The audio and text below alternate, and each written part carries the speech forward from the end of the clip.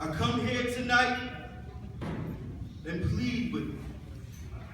Believe in yourself and believe that you're somebody.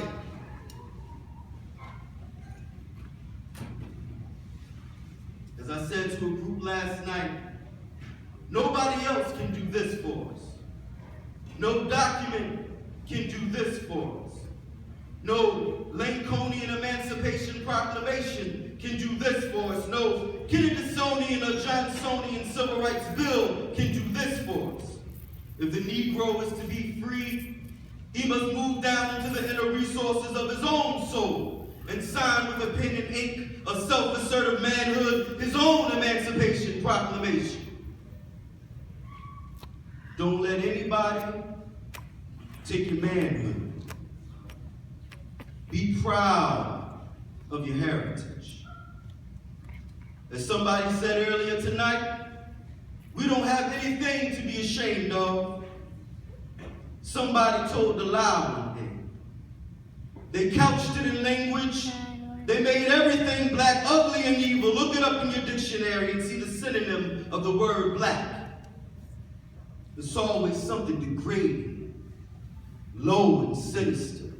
Look at the word white, it's always something pure, high, clean. Well, I want to get the language right tonight. I want to get the language so right that everybody will cry out, yes, I'm black and I'm proud. I'm black and I'm beautiful. Dr. King would often give speeches that not only included that inspirational spirit, but he also talked about his life and the dangers that he feared. He was once stabbed inches from his aorta, where if only he would have sneezed, he would have died. And so we don't often hear about all the trials that he went through from day to day, but here's an excerpt of his last speech, which was given at Mason Temple, Church of God in Christ headquarters on April 3rd, 1968, one day before he was assassinated.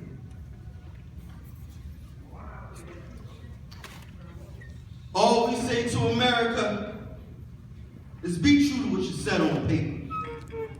If I lived in China or even Russia, or any other totalitarian country, maybe I could understand some of these illegal injunctions. Maybe I could understand the denial of certain basic First Amendment privileges because they hadn't committed themselves to that over there.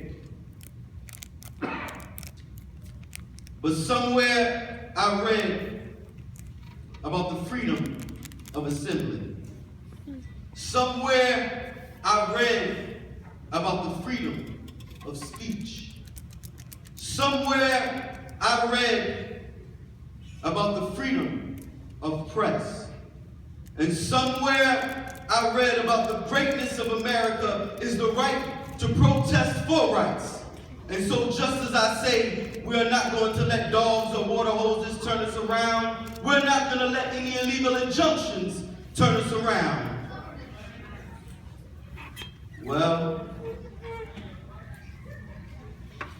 I don't know what will happen now. We've got some difficult days ahead, but it really doesn't matter with me now. Because I've been to the mountaintop and I don't mind.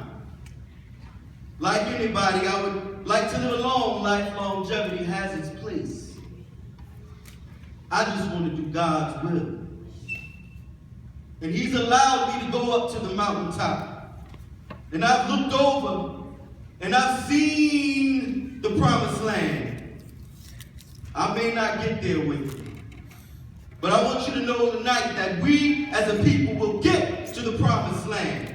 And so I am happy tonight. I'm not worried about anything. I'm not fearing any man. For mine eyes have seen the glory of the coming of the Lord.